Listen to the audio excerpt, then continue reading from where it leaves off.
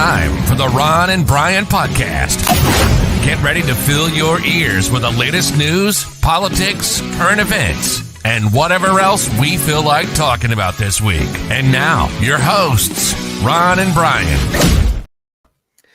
All right. Good evening, everybody. It is Sunday night. It is 8 o'clock, and it is time for episode, I believe this is 293 of the Ron and Brian podcast. I am joined yet again by my friend Brian. Brian, how the hell are you tonight, sir? Doing great. It is Sunday night. We are sitting here. Listen, you and I just sat here. We went through our shared Google Doc. We went through what our priorities were of what we're going to be discussing over the next hour. And I feel confident. So I think this is a stellar show. I guess you would say this is the second stellar show under my championship reign. Got the title belt back there because I present the title belt. I don't throw it in a box like a redheaded stepchild, like some other champions in the past might have. But hey, let's get things rolling as always with Drink of the Week. Drink of the Week. Na zdrowie. Salud. Drink of the Week. Sláinte. Prost. Drink of the Week. Drink of the Week. Drink of the Week. Drink of Brian, what are you drinking this week, my friend? we are cleaning out our closet, going into the archives, as I like to call it. Actually, I don't mean the closet. I'm talking about my beer fridge. A couple months ago, I bought the Sam Adams Holiday Sampler. This was a beer I don't believe I ever got to. This is the Sam Adams Old Fezziwig, rich and spiced. You know what that means, Ron? You know what rich and spiced means? Spicy? Yeah, I've heard I'm not of it. going to like this. You're probably not going to like it. I'm not going to like this. All right, let me show you first. Let me show you. Oh, just face. Here we go. Look at that. Look at that beautiful color. Beautiful color. Look at that. Really looking great Now, in the Ron and Brian cup. Of course, this is the Old Fezziwig, one of the most beloved holiday beers in Sam Adams history. Makes a triumphant return in holiday of 2023. A little late. Old Fezziwig is a spiced brown ale that balances sweet toffee and rich dark caramel notes with subtle holiday spices like ginger and orange peel. Pure goodness, no baking required. Stock up. This beer won't last because I think I have about 4 that I'm hoping to go through. This has got a 5.9 ABV. Beer Advocate scores it an 85. I'm predicting 65 from BP. All right, let's have a sip and let's see what the response is. Not recoiling from the sip. There might be an air of enjoyment. He's taking a second sip, ladies and gentlemen. Talk to me, Brian. Tell me what you're feeling. Tell me what you're tasting. Tell me what you're thinking. It doesn't have that bitterness that I was expecting. It's got a very mild flavor in terms of bite. It's not a lot of bite. Do I taste the caramel? Do I taste the toffee? Yes, there is a little sweetness there, kind of hoppy, but it doesn't have that bitterness that I was expecting. This is, I'm going to go at least 75 to 80. Nice. However, much better than whatever crap it was that I was drinking last week. All right. Well, there you go.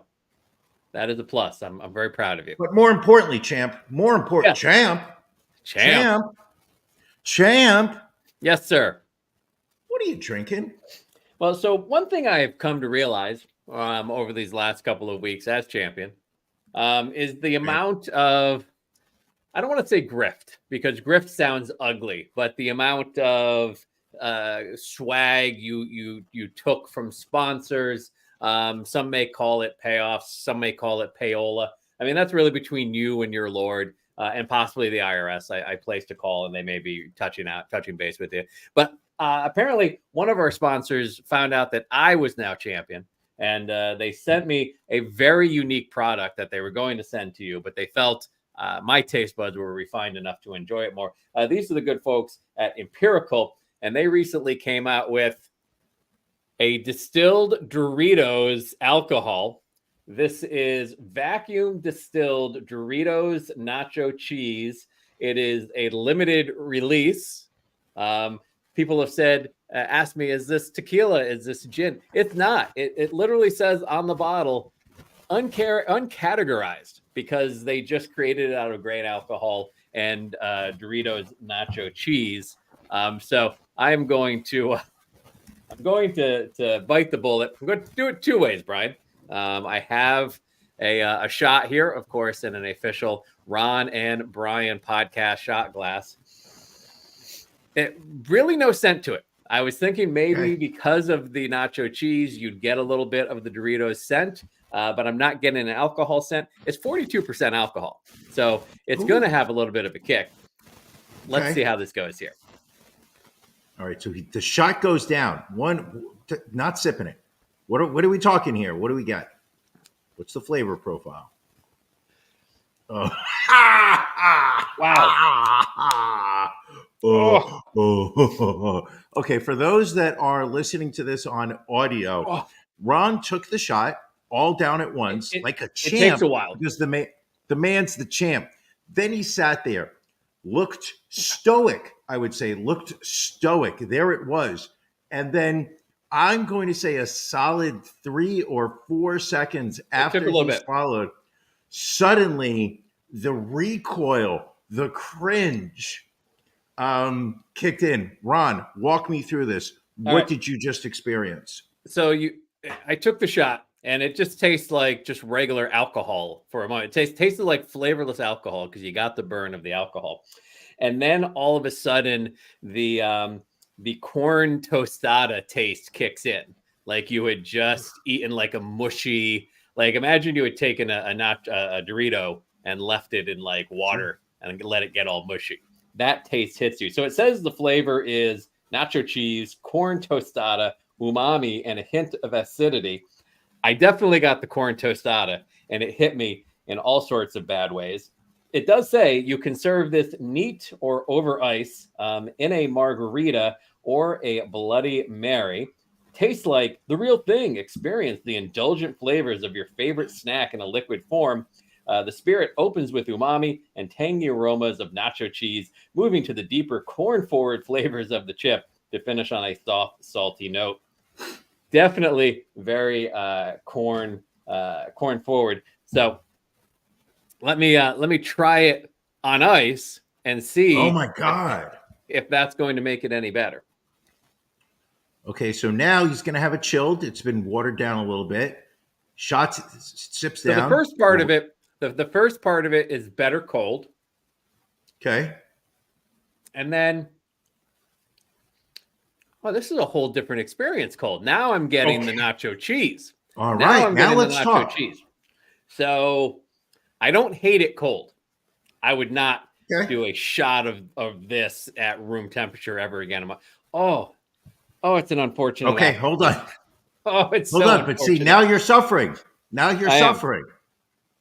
This is so unfortunate. This may be your best drink of the week ever. This may be. This ranks up there. I love to see you being tortured right now. This makes me feel so good. Okay, and I have to finish it because that's the rule. We finish our drinks of the week. We always do. That is the rule. So it is, I mean, I will say this, that if you are one of these, if you are a huge fan of Doritos nacho cheese and you are an alcoholic and you have little to no regard for your being, this is the perfect drink for you. Okay. It's gonna be a long drink to wash down. Now, may I? Well, hey, listen. You got another hour. You got an hour to finish that drink. This is like man versus alcohol. You got an hour. You know, people are like man versus alcohol. Man versus alcohol. Now, let me ask you a question. Is this something that you went out of your way to look for, or is this something you were in the liquor store and you saw it on the shelf? I saw it. I saw an article online about it and placed an order. Actually, back in December, this is how popular this was, is that it's been sold out for so long that it's taken me 2 months to get this. Would I say that it was worth the wait? No, absolutely not. May I ask what that bottle cost you? I want to say that this was in like the $50 ballpark. Yeah. Ooh. I mean, a write-off, don't get me wrong, completely paid for out of RBP Merch LLC funds. But maybe, I mean, again, maybe it will be good in a mixed drink. I might try a Bloody Mary with this. Did it say try it with a Bloody Mary? Yes. I could potentially see where this flavor profile might go well with a Bloody Mary. All right. Bloody Mary. Interesting. I can see that. You've got the tomato and then you top it off with nacho flavored a mushy corn toast, a tortilla. Yeah, exactly. All right. I gotta try and put this in our past. It's time for beef. Okay. Boom.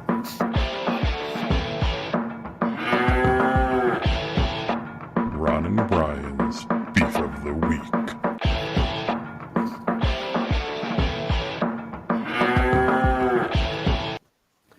Brian, what's bothering you this week? All right. Last week, my beef of the week was BetMGM because they did not give me my free bonus bets. And now I realize over the past week, my beef of the week now is my, dare I say it, my gambling obsession.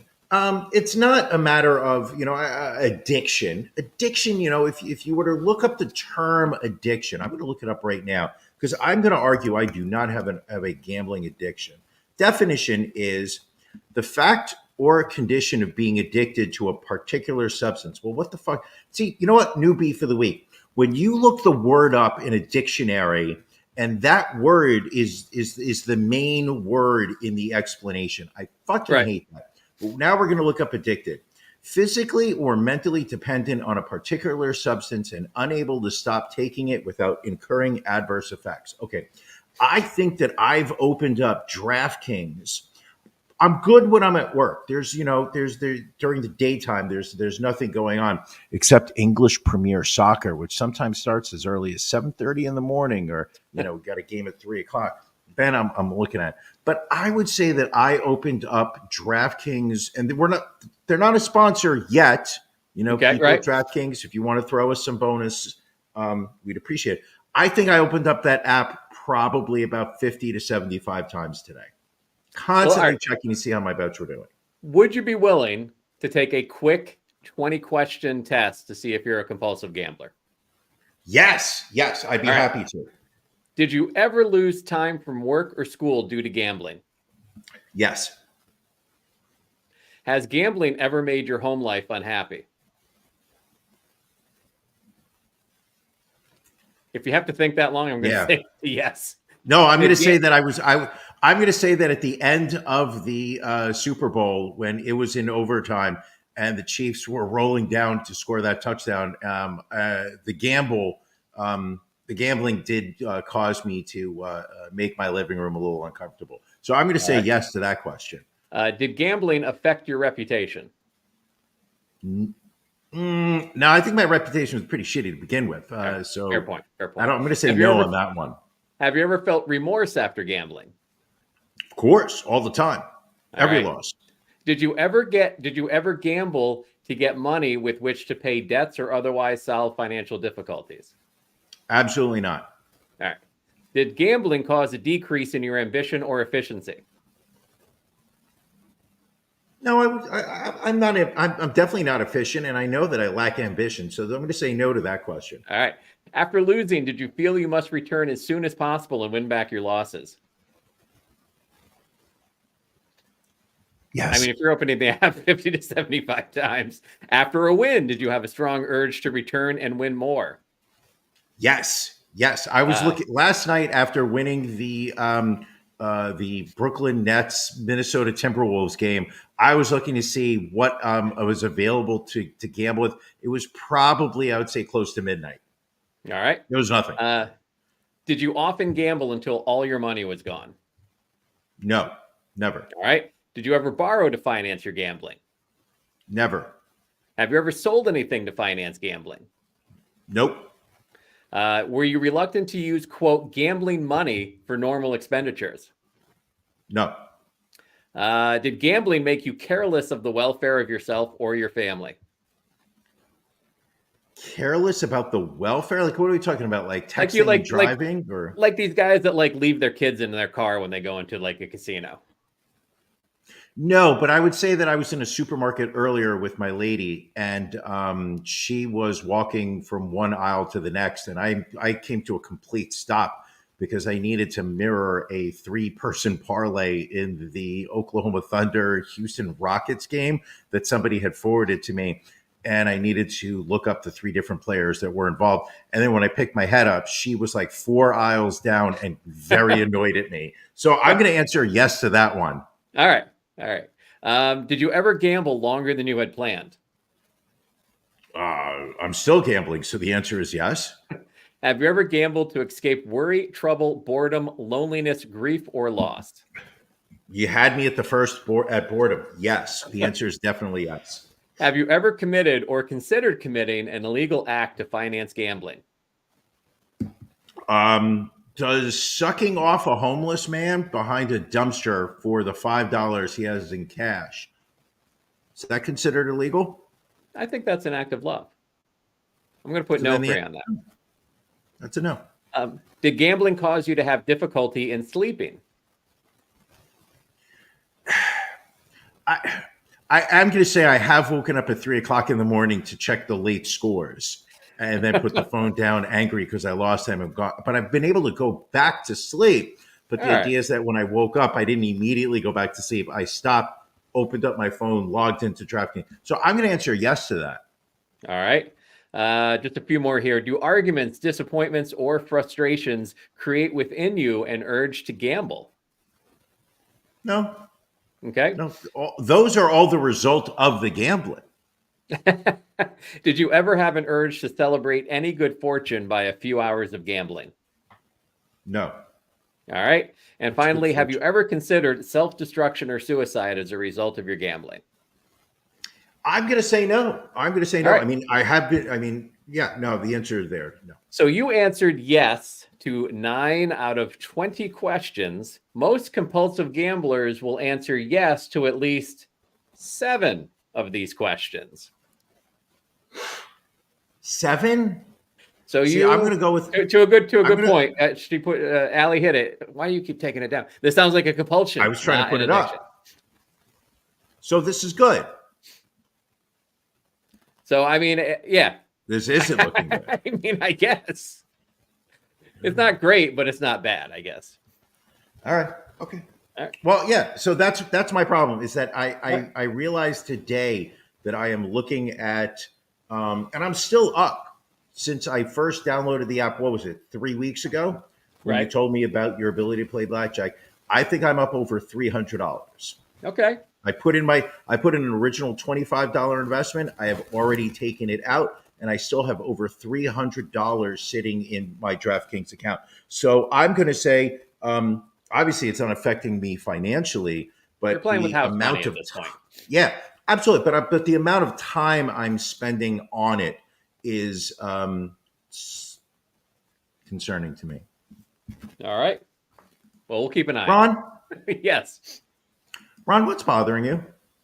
So this week, my beef is people who move around very slowly in crowded events. I guess meandering is the proper term for it. So last night, went out to Broken Goblet, our good friends at Broken Goblet Brewing. They were hosting a fundraiser for Philadoptables. It's a organization in the Philadelphia area that helps house animals, take care of dogs, cats, various, they support other organizations in the area. Went with Marty Jardy, our moderator. The moderator in charge of the debate, of course. And so we went, had a good time. They had some raffles. They had, a beer, of course. And it was packed. Like, it was a great turnout for this event. I'm going to say there was a few hundred people there. But it was like, there was a lot of people, and they had these like 70 baskets that they were raffling off. and you bought Mhm. raffle tickets and you drop them in for whatever you wanted to try and win. And there were some people that were like, they got the program, like they would move along in a pretty steady fashion and drop, and then you just have these people that would just kind of mosey, and no one could get around them because there was people everywhere. You try and walk through a doorway and there was someone just kind of standing there with their drink in the doorway. It just drives me crazy. Like I just feel like you should be aware of your surroundings and get the hell out of the way when people are trying, especially when people are trying to go in both directions, and people were literally standing and staring at people trying to walk. I can understand that. Yes. As somebody who lives adjacent to New York City, I can say that watching tourists walk the streets and just not understand that there's people behind them that are going someplace and they're just slowly walking around. Yes, I absolutely understand. That's very frustrating. Yeah. So that was again, I don't get out much. And when I do, it seems like people annoy me more and more every single time. Why do I have the sense that you do get out much? It's quite I don't often, know. you're in a different town, you're traveling I travel for work. but I think for leisure, I don't get out as much as I did, pre-pandemic. Were you not at a Taylor Swift themed brunch yesterday? We were, yes, the brewery down the block. Yesterday was a rare all day out. We went to the Taylor Swift brunch. Mrs. Ron and myself and Marty Jardy joined us there as well. She is a fan of Tay-Tay. Again, a separate beef of the week could be kids in bars, because there was a ton of children at the brewery for this event. But to be fair, they did, I think, kind of gear it towards kids also. You could get face painting, you could make friendship bracelets. So I went to support the women in my life. And did you get any stickers? Did you get any Taylor Swift bracelets? Did you get your face painted? Like, is there anything I you did want not. to admit? Are there photos we should be talking about here? Like, what's going on? There no photos that I think I have permission to share, but stickers. My wife and Marty collected some stickers. I believe Marty got her face painted. There were some cocktails, some drinks, some food. I mean, it was a good time. Okay. Even with all the kids. I'm not going to judge. We sat in an area where the kids weren't really sitting, so it wasn't as bad. I have a question here. You are in a bar. Clearly, it's a bar. Yes. It's a brewery. People have brought their kids. It's a brewery / marketplace, because there's like a little food area there. There's another like deli area there. So it's not this the one just I've been to? Yeah, Cheshire. Oh, okay. Okay, now I know. Yeah, now it's Cheshire. Okay, now my question to you is this. Do you feel comfortable cursing in public when there are kids around, or do you feel constrained in terms of what vocabulary you would use?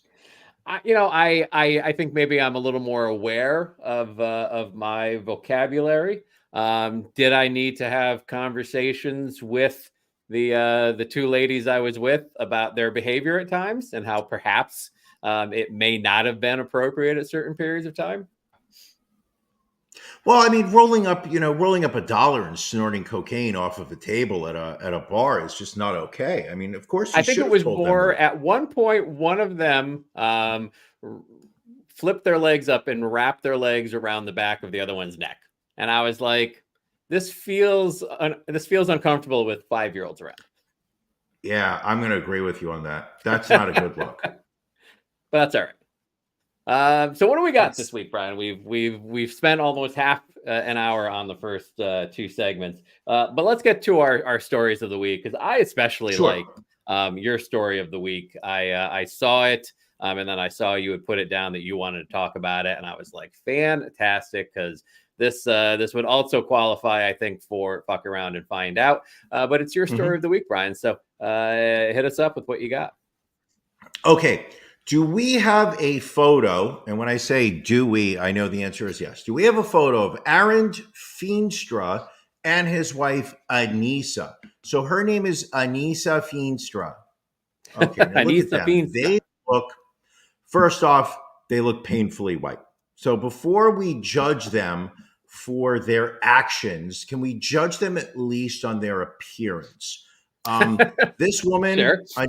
just purely on appearance, this woman owns a crock pot and regularly dumps a block of cream cheese into almost everything that she's making in that crock pot. Can we agree on this? I think we can. I would also like to point out, number one, this man clearly spends a lot of time edging his beard and his fade. And yet when he dresses, wears a black t-shirt, apparently under another black t-shirt. We've all done that. I believe I did that in college all the time. Now, he actually spends, it's ironic you say that because this man spends more time edging than I do. That's a long time. Okay, so the reason why these two have made it is that they are Canadians who have a YouTube channel, a YouTube following, if you could say, where they are very right-wing, very conservative, and have, would you dare say, anti-woke. It was just recently, I would say a couple months ago, when they announced that they could not handle the woke ideology of the LGBTQ community in Canada. Keep in mind, they were living in a farm in rural Canada. So the question really is, how much was this woke agenda really affecting them? Right. But they announced a couple months ago that they were moving their family of 10. 8 kids. That's the two of them, 8 kids. 8. Remember 8 is Enough? Remember that show? I do. But Dick the Van guy Patten. who had it was a good show. I remember that. Yeah. Except Willie Ames was always a kind of a prick. I never liked him. Absolutely right, Dom. That kid, she's got the forehead. Absolutely. I want to slap the forehead. I mean, it's 5 head, no doubt.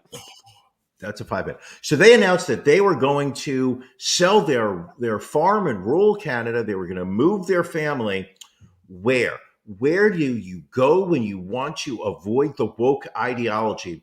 Now, people who have been watching this show for the past 32 years understand, we've been talking about it solidly for 27 of those. Florida is where you go when you want to avoid woke ideology. Right. Ron DeSantis is just, he is fighting the LGBTQ, woke mentality. But no, that's not good enough for the Feenstra. So where do the Feenstra go? Oh, they're moving to Russia. They're going to go to Russia. They're going to take their family and they're going to move to Russia because in Russia, Vladdy Putin does not put up with that woke bullshit. He does not allow the LGBTQ community to have any foothold on the social agenda. And that's where this family, that's where this couple decided they were going to move their kids. Didn't seem to work out too well. I was going to say, how's it going? So this week, it really blew up on the internet. It started with Anissa Feenstra, posting on their YouTube channel to their followers a complaint about how things were not really working out very well for them. One of the issues they had, first off, was there weren't enough English-speaking people around to help them navigate this transition to Russia. They really thought that they were going to have an easy time coming across English speakers that they could communicate with. So that was strike number one. Strike number two. This is where I give a little credit to Russia. They sold the house that they were living in, sold their farmland, transferred the funds to a Russian bank account. Now, the good old people in the Russian banking sector sat there and saw this. I'm going to assume it's a 6-digit number. I don't want to say that they sold it for 40 grand, but we're going to assume they sold it for 6 digits. They froze the funds. Nice. The Russian banker said, "Listen, we don't really have a grasp of where this money came from. We're not sure that it's a legal transfer. So we're going to freeze this while we look into this." Now, that really set off the couple because now They went on their YouTube channel earlier this week to speak of how they regret the decision that they've made, but they also want to beg forgiveness from the Kremlin because they feel that Anissa's video earlier this week went a little too far. So they are trying to claw back some of the decisions they've made, and maybe the move to Russia really wasn't the best thing for them. Shocking. I'm shocked. Listen, you know who the last time people got upset and moved to Russia? The last person was Lee Harvey Oswald. Okay. That didn't work out too well for him. It did not. Did not work out well at all. All right. Interesting. Nope. Interesting. Ron? My story, Brian, if you don't mind. I would like you to. I don't know about you, Brian. I'm not a huge fan of Airbnb anymore. Used to utilize them. Now it's kind of a pain in the ass. But now there's even more of a reason not to, because apparently a Airbnb superhost, he is being sued by a gentleman by the name of Sean Mackey. He's suing Airbnb and superhost Pamela Fowler, accusing them of invading his privacy, inflicting on him emotional distress, and causing damage to his marriage. Now, the reason for this is he was renting a home from superhost Pamela Fowler, and he apparently refused to pay $960 in fees and penalties for having extra guests and breaking house rules. And I could go back and forth about the argument these two had, whether the fees were, legitimate or not. But apparently what the superhost decided to do in one of these exchanges was say, maybe your wife would be interested if I sent this photo from one of my security cameras of you with a woman who is not your wife. Photo up on the screen right now. There is a screenshot from one of her door cameras taken at 3 a.m. in the morning, showing Sean Mackey with a woman who is not his wife. The lawsuit says, quote, the plaintiff's marriage has suffered as a result. Shocking, you might say. Wow. Yeah. The balls. What has been your experience in Airbnbs that make you somewhat turned off by it? I wouldn't say in the Airbnbs that I've rented, I haven't had an issue, but when I've looked for Airbnbs, more often now, it is, the rates are one thing, but it's like the cleaning fees and the rules of what you can do and can't do, and everything else is just like, well, if I've got to, do a load of laundry and vacuum and mop and take garbage to the dump in your little township, I might as well just stay at a hotel. Sure. Like, what the hell? Okay. So anyway, that's fair. I just found that was an interesting story. I mean, yeah, the balls to be like, well, you can pay this $1,000 I say you owe me, or I can send these photos to your wife. Did he pay up? He did not pay, and instead, and I think Airbnb actually sided with the superhost and deleted his account as well. Really? Yeah, interesting. No joke. I love it. So, Brian, we have a segment that has been missing the last couple of weeks. The public has reached out and said, Ron, we are thoroughly convinced that the drag queens are the problem. So we need you to go back and find some stories where the drag queens are the problem. Ton of stories this week, enough so that I had to do a little slideshow of all of the mugshots. So we will see if there are any drag queens in any of these stories. We will start off, kind of looks like a drag queen, but it is actually YouTuber Ruby Frank. She ran the popular 8 Passengers YouTube channel. It was her husband, and her children. I believe they were foster children. And she apparently were abusing the very children that made her famous online. Apparently she was caught after one of the people, her 12-year-old son, turned up at a neighbor's door, emaciated and covered in wounds, with duct tape around his wrists and ankles. Jesus Christ. She later admitted to forcing her son to work outdoors all day in the hot desert sun and depriving him of food and water as punishment. To prevent him from escaping, she bound his arms and legs. She admitted to abusing her 9-year-old daughter using the same methods. The 12-year-old boy told investigators that his mother would bind him with ropes. When the restraints cut him, he said she would treat the wounds with cayenne pepper. She also punished one of her sons by banning him from his bedroom and forcing him to sleep on a living room beanbag for months. The mom also canceled Christmas one year and threatened to decapitate a daughter's stuffed animal in a twisted method of control.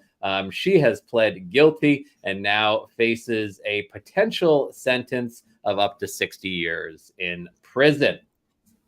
Jesus. Not a great story. Not a great story. Maybe the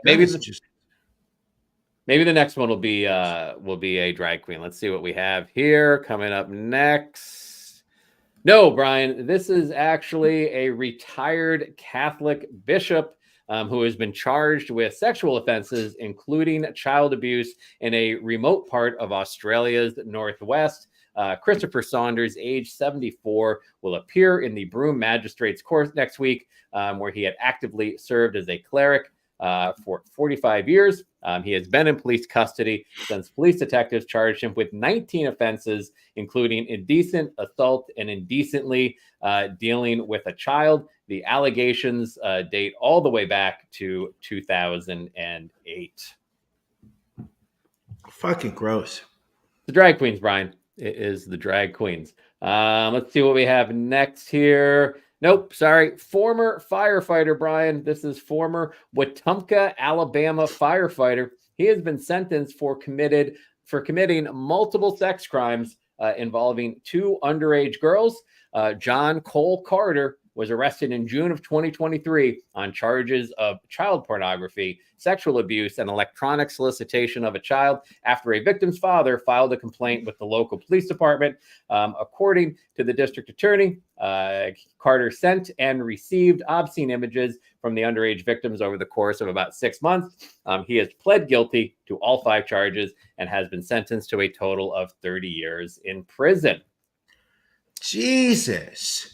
This is a local one. This has to be a local priest. This is right here in Montgomery, Pennsylvania. I am sorry. This is actually a sheriff's deputy who was arrested in New Jersey on child pornography charges. This is James Buckley, age 57, facing 2 counts of endangering the welfare of a child by possession and distribution of child pornography. This stemmed from an investigation from a National Center for Missing and Exploited Children tip that showed that he allegedly possessed and distributed various images of child sexual abuse material via his iCloud account. This occurred at Buckley's vacation residence located in Wildwood, New Jersey. He was arrested last week and has been held pending a court hearing and has also been suspended from the Montgomery Sheriff's Department as a result of these charges. I mean, again, not that there should be a good way to distribute child pornography, but I would think if you're using your iCloud account, you should realize that you're probably going to get caught. A lot of these people, and I don't want to generalize because I know I've been accused by, certain people in the group chat that I generalize large. A lot of these people aren't the swiftest. No. When it comes, they leave a digital footprint all over the place. Yes. You can't be sending texts. Don't be sending texts. Right. Don't use the cloud to store videos of child. These are all terrible ideas if you're planning on breaking the law. Do not leave a digital footprint. I wouldn't think that it would ever get to the point where I would have to be giving advice to people on how to conceal illicit behavior. But something tells me you're not even done. I'm not done. I have a few more here. I'm looking at this hair. Maybe it's a drag queen. And no, it is a former Orange County youth pastor who worked at a popular megachurch. This is Reuben Muhlenberg, age 39. mentored junior high school children at Saddleback Church, a popular and evangelical Christian megachurch. He and his twin brother were also featured on a YouTube channel dedicated to gaming and music production. Apparently, back in May of 2017, he was arrested for allegedly engaging in lewd conduct and an inappropriate relationship with two 14-year-old twin boys. The incidents took place between May 2016 and May 2017 while at a movie theater and inside the pastor's car. He was actually convicted back in a 2018 trial. That conviction was overturned due to juror misconduct, so he's being tried again. But while awaiting that trial, a third victim, a 13-year-old boy, has come forward to say that he met the suspect at church and was invited to the movies and dinner with him between August of 2016 and September 2017. On one or more occasions, Muhlenberg allegedly molested the boy while hanging out with him privately. He has been charged with 4 felony counts on a child under the Act of 14. And then after those charges were filed, a fourth victim came forward and said that he had been touched inappropriately by Muhlenberg between June 2017 and June 2018 while the pastor drove him home for a church event. He was also 14 years old at the time. Muhlenberg faces life in prison if convicted on all charges. He was released and remains on GPS monitoring while awaiting trial in all of these cases. And what state was that in? I believe California. God damn it. And it's like, how do you get released on prison after doing something like that? I'm not quite sure how you get out on bail. I don't know. Very random, this one. Not a drag queen, Brian, but professional bowler Brandon Novak, who was reportedly arrested by U.S. Marshals during the middle of a bowling tournament to face child pornography charges. Novak, age 35, was extradited from Indiana to his native Ohio and is facing 15 felony charges. Those include 10 charges of illegal use of a minor in nudity-oriented material and 5 charges of pandering sexually oriented matter involving a minor. He was arrested in the middle of a frame during the 2024 U.S. Open at Royal Pin Woodland in Indianapolis. Wasn't even allowed to pick up the spare, Brian. No, but he did pick up the 6-9 split. Oh, boy. In interviews with the police, Novak said that he originally purchased pornography from someone on Snapchat, but didn't know it would contain child pornography, yet then later admitted to knowingly purchasing child pornography and trying to hide it. So he's buying pornography on Snapchat? How the fuck does that even work? I have no idea. I can't even claim to know how Snapchat works. I wouldn't even understand the technology, because isn't Snapchat the whole thing where like you see something and then it disappears after like a day or something? Yeah, but I think you can take, well, maybe he found someone through Snapchat and they did the exchange and then it was emailed to him. I don't know. Dropboxed, maybe iClouded. iCloud, yes, of course. Well, I to say that there were no, I mean, God, that was actually that felt like This Week in Racism. You know, that was like a blast from the past when you just had a onslaught of depressing stories for us to talk about. Well, one more, Brian. One more. Oh, God damn it. This person did not, as far as we know, assault any children, but gave some very troubling comments during a recent sermon. North Carolina pastor Bobby Leonard. Well, I'm going to let his words speak for himself. Hopefully everyone can hear the audio from this video here. More women go in those places with shorts than you will women with pants and dresses put together. Try it. If you got time, try it. Have your boy go up there and try it. Just watch for it. Have your girl go up there and watch for it. And you know, I used to say this. I haven't said this in a long time. You ready? I said, if you dress like that and you get raped and I'm on the jury, he's going to go free. You don't like, do you? I'm right, though. I can't help you like it. I'm right. Because, you know, a man's a man. So those were... That's awful. Those were comments that he made to his congregation last summer. And this video was recently released by a local TV station to draw attention to some of these comments.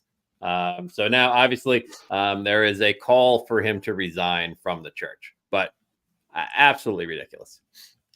What I mean, obviously, nobody here can answer this question, but like, if you're a woman waking up and going to church that day and sitting in church, and your pastor is saying that he's okay with rapists walking free because a woman dressed inappropriately, it's mind-boggling. Yeah, and he later, apparently a sign later appeared, the little sign with the letters they can put up outside the church, said, "I am sorry for any hurt. I was wrong, Pastor Leonard." Oh, yeah, okay. Yeah, that should cover it. Never mind. No. He's good.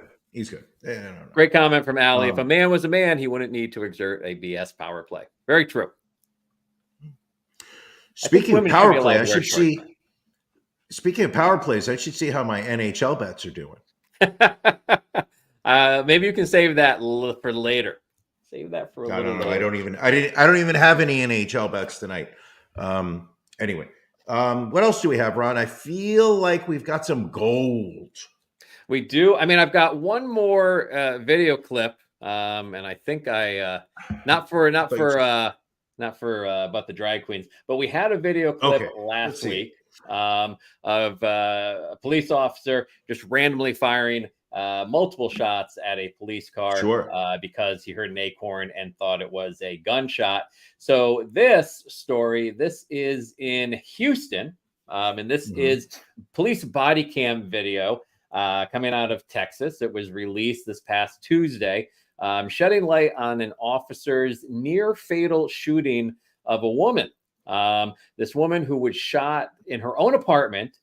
She had to break into her own apartment because she was staying with a friend. She had forgotten the key or lost the key or something. Her friend said, "Listen, I'm not able to make it there. Just like break the side window, let yourself in." A neighbor heard this, called the police. The police arrive, come up to the door, and they see this woman indoors. They see this woman I guess she had a gun on her because she wasn't sure who was coming up to her door at random middle of the night. So this is the cop.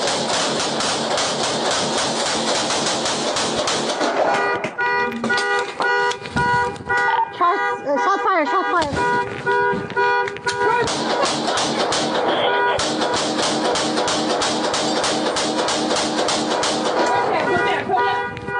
And then this is from her partner's body cam, of course, where you see both of them unloading full clip into the apartment, both of them reloading, having difficulty reloading.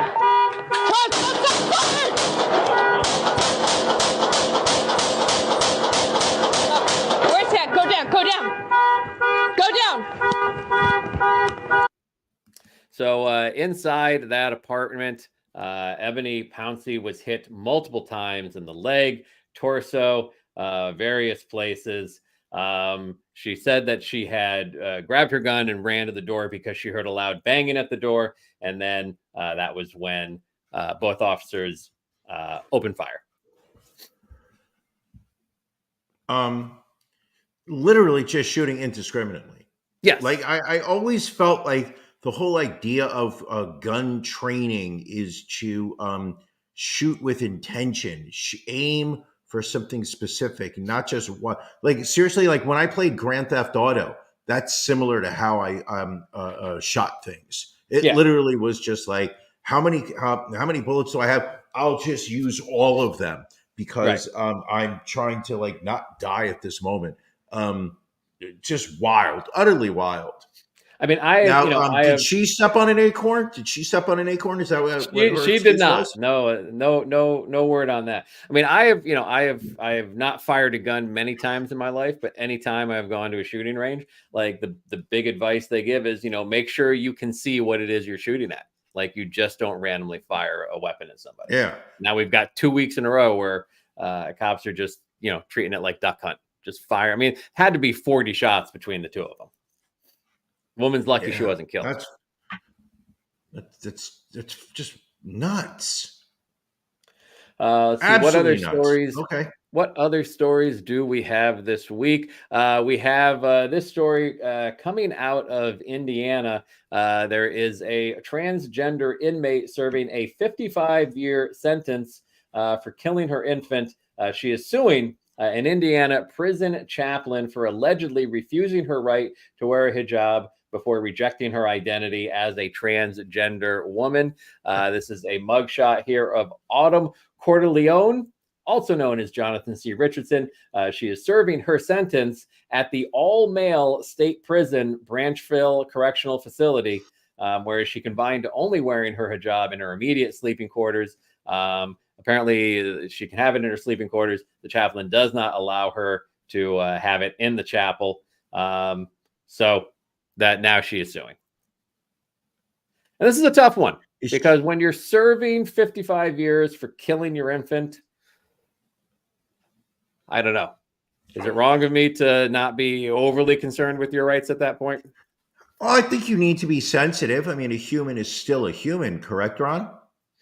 I don't know. Do you lose? I mean, if you can't vote as a felon, do you not lose other certain rights? I don't know. Well, I remember it was not that long ago when you were arguing that convicted felons should have the right to vote. That simply because somebody had committed a crime did not necessarily, void their ability to decide who should be an elected official. I remember I remember the summer of 2020 when suddenly, the woke ideology, sat there and was saying, hey, let's make sure everybody who's in prison can vote. So this way they can vote Democrat. I remember you making a very large stand for it. I remember you and Mrs. Run sending monetary donations to the group, I believe was called Let the Felons Vote 2020. Did you just make that up? Yeah, I did. Right. And I remember you and your wife were sending large amounts of money over there. So I'm very surprised that now you're honestly, I think this is what happens when you move to suburbia and you've got a yard and a pool. Suddenly your views start swinging to the right. And now you no longer have sympathy for those who have committed some of the most heinous crimes known to mankind. I mean, we may not have sympathy, but you know what we do have, Brian? We've got the title belt. Right, you do. Right. Did you shine it? It looks particularly shiny. I had to clean it up. Clearly, you didn't take great care of it. I've noticed there's some scuffs, there's some damage to it. But yeah, so I had it detailed, I had it polished, looking really nice. Nice. Also happening this past week, Brian, the Alabama Supreme Court ruled that couples who were trying in vitro fertilization and lost frozen embryos in an accident at a South Alabama storage facility can sue under the state's wrongful death law. So in essence, giving personhood to frozen embryos. Sure. So since then, 3 providers in the state have paused IVF, with others looking like they're going to follow suit. Also pointed out in the Alabama Supreme Court decision was one of the justices' decisions to quote the Bible and Genesis in the desertion that they had, because there's no separation of church and state in this country. Not anymore. I don't even understand this. I genuinely do not understand how we have become so unabashed. And this is not some little dipshit sheriff in some dipshit county. This is the Alabama Supreme Court ruling that literally the verbiage that was used in this decision is literally biblical.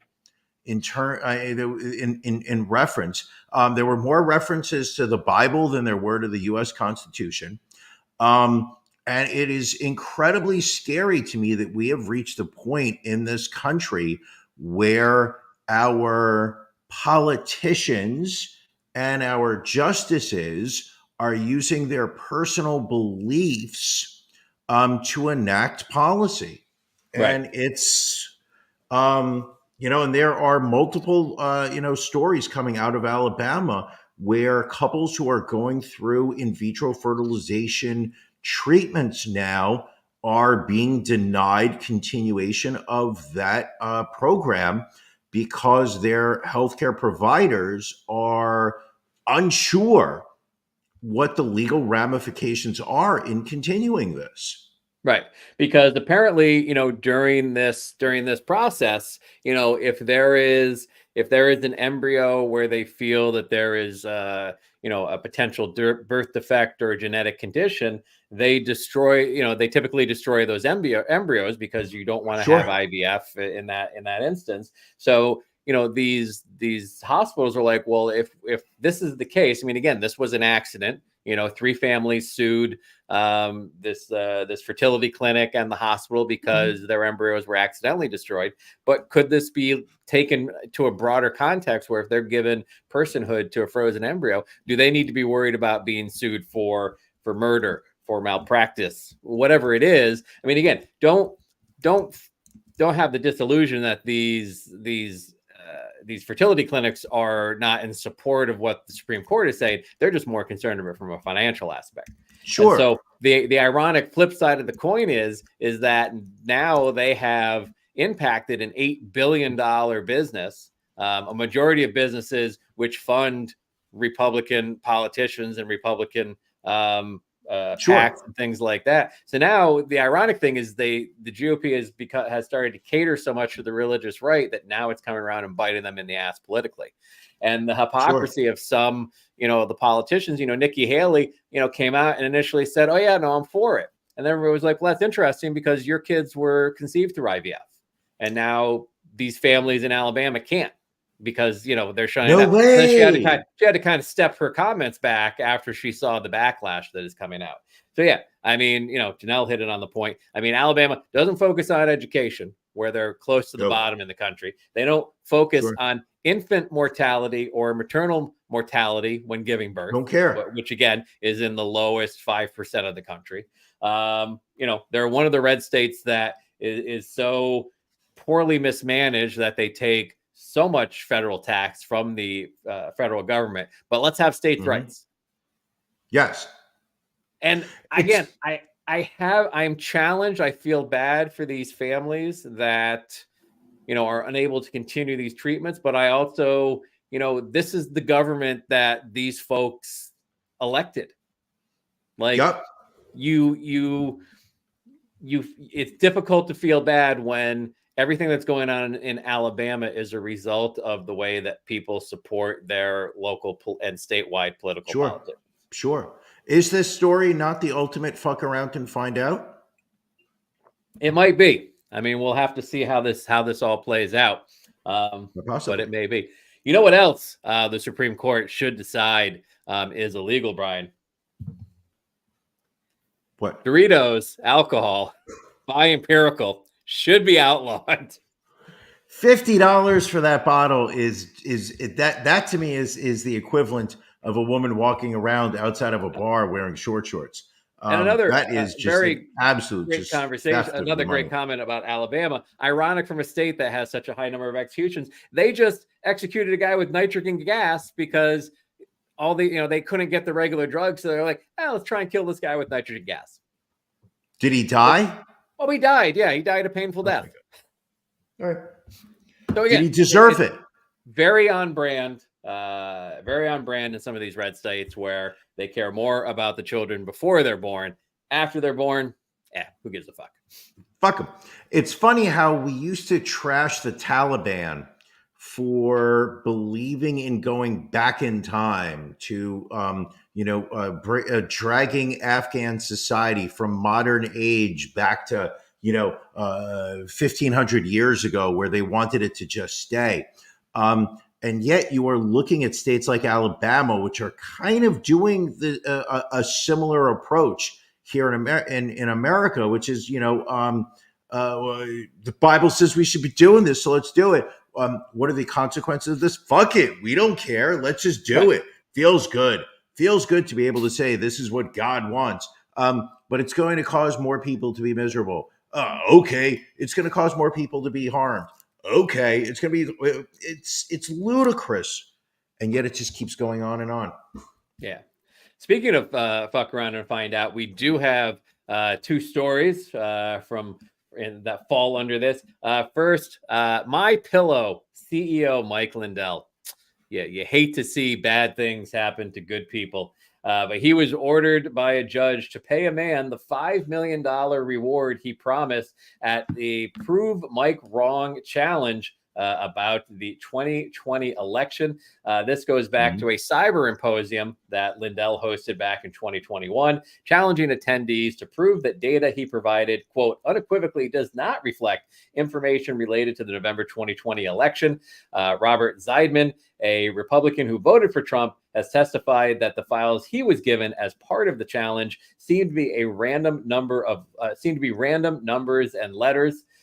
So that a federal judge ordered Wednesday that the arbitration award plus interest, this is going back to April 2023, has to be paid within 30 days. Lindell has been in court before for claims about the 2020 election. Dominion Voting, of course, filed a $1.3 billion lawsuit against Lindell in 2021. In October, attorneys representing Lindell sought to cut ties because he owed them millions of dollars.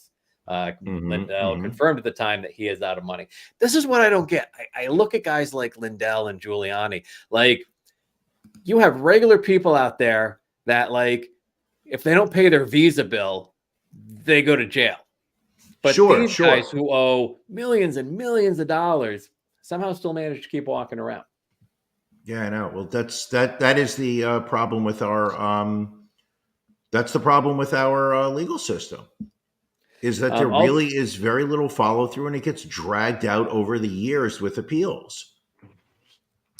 Let's see. Going to Colorado, Brian. A Colorado man has died after a bite from a large venomous lizard called a Gila monster that he illegally kept as a pet. Christopher Ward, age 34, owned two of the reptiles and became ill after being bitten on the hand by one of the animals. His girlfriend called 911 just before midnight on February 12th, after she entered the room where the reptiles were kept and found that one of them had latched onto his hand.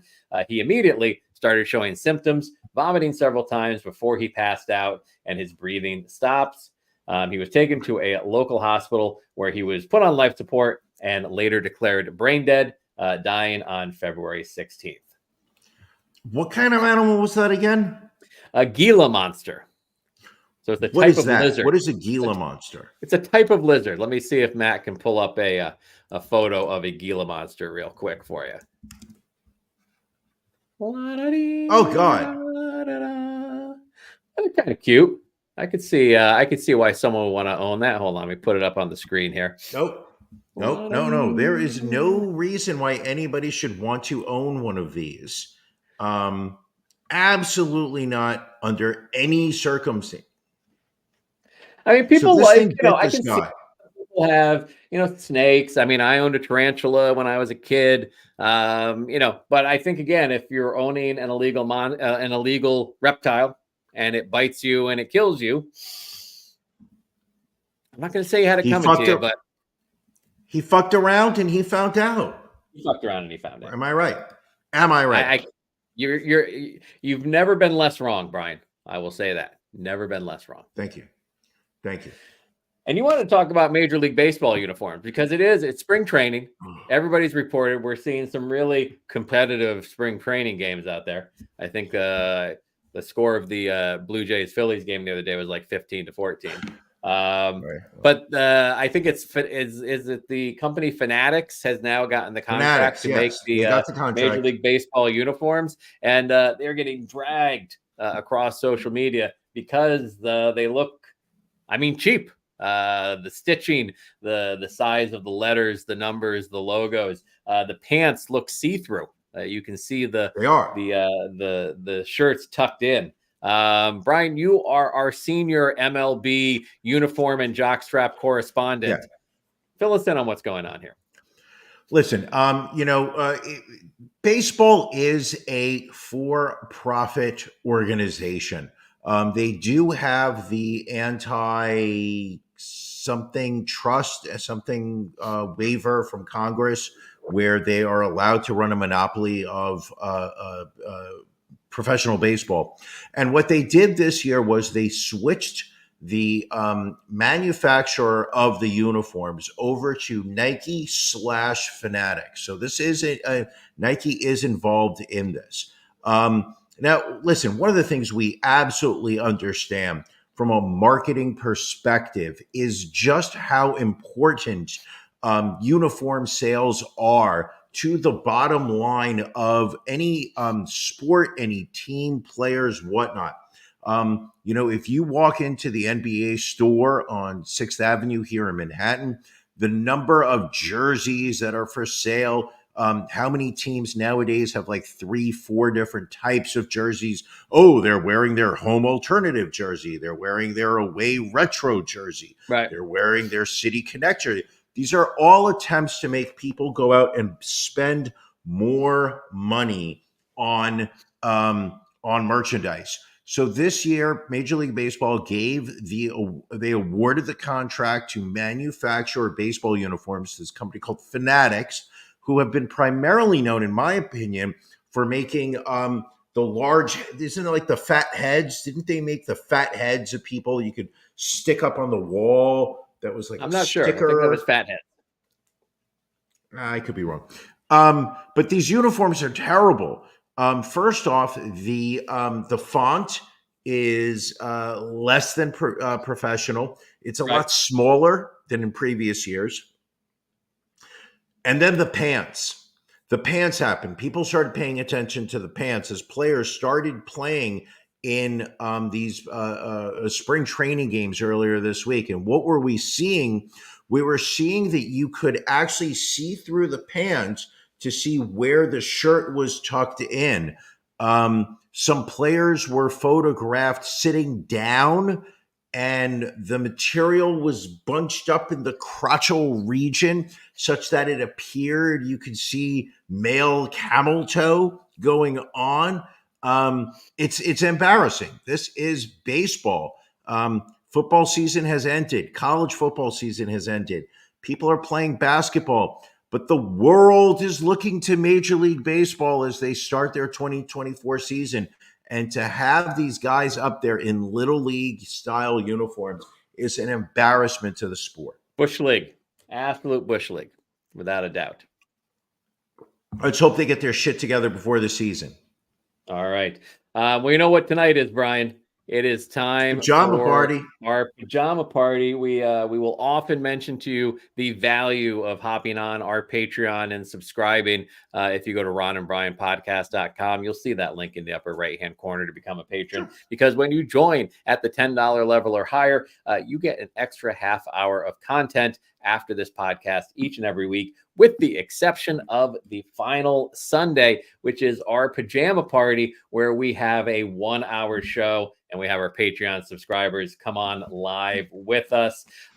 We've got a tremendous amount of stories to cover. We'll have some discussions.